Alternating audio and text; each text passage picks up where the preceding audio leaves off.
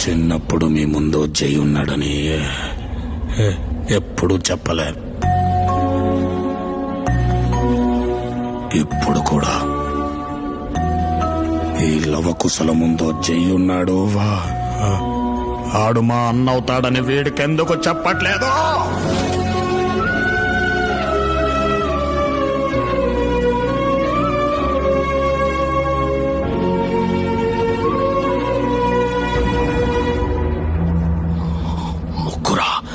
వీళ్ళకి చిన్న ముళ్ళు గుచ్చుకుంటేనే విలవిలలాడిపోయేవాణ్ణి. అలాంటిది నా తమ్ముళ్ళని రక్తం వచ్చేలా కొడతారా?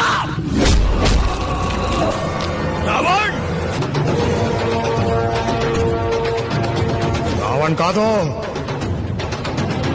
జై.